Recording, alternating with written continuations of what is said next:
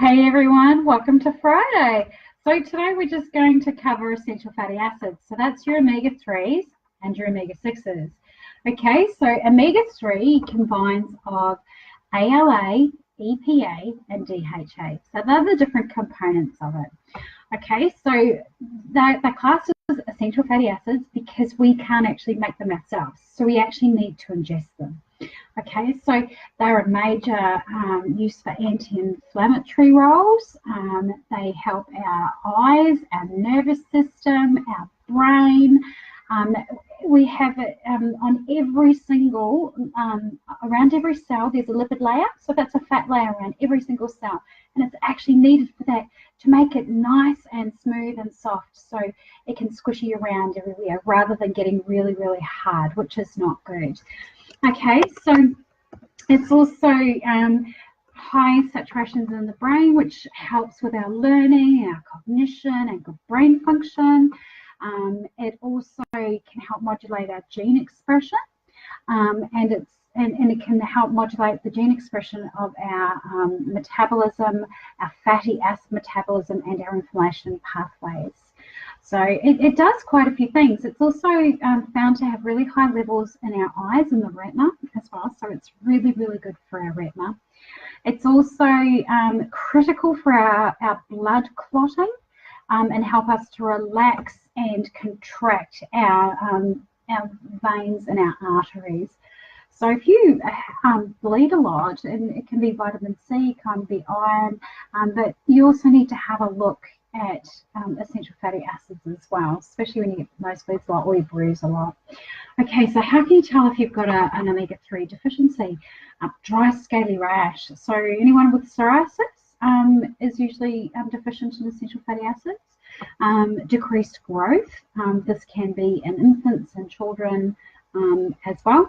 A decreased immune system. So this is why it can be so important with thyroid health, is because you have a very heightened immune system and then it can really deflate and it becomes a very decreased immune system.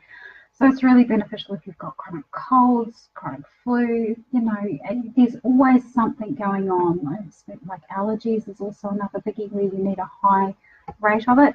If you have extremely low cholesterol, so this is seen with hyperthyroidism, it's very difficult to raise the cholesterol level because they burn through it. So a good quality source of essential fatty acids.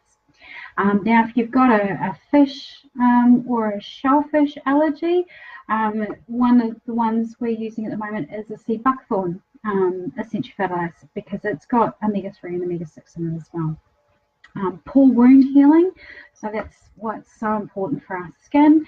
And then any inflammation in our body, so anything that ends in an itis, arthritis, tonsillitis, bronchitis, you know, all that lovely itises, they are inflammation.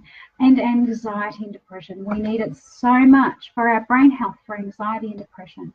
So it'd be something to be definitely looked at if you have either of those. Where can you find them?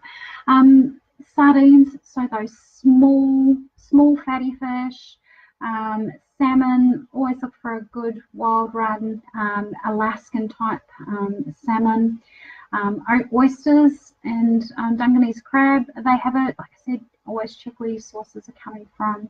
Rainbow trout, yum. If you've got someone who knows how to fish up a river, you beauty. My brother's a good one for that.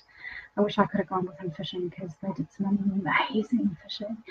Your flax seeds, I talk about flax seeds and linseeds a lot for helping with estrogen clearance and toxin clearance, but it's also an amazing source of your essential fatty acids. Your chia seeds, same. Walnuts, grass-fed beef, pasture-fed chickens and eggs.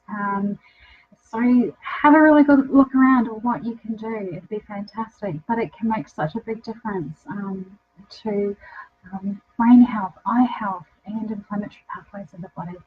Okay, guys, just a quickie. So I'll catch up with you again. I'm going to leave it till Monday just because I have a big weekend this weekend. All right, ciao for now. See ya.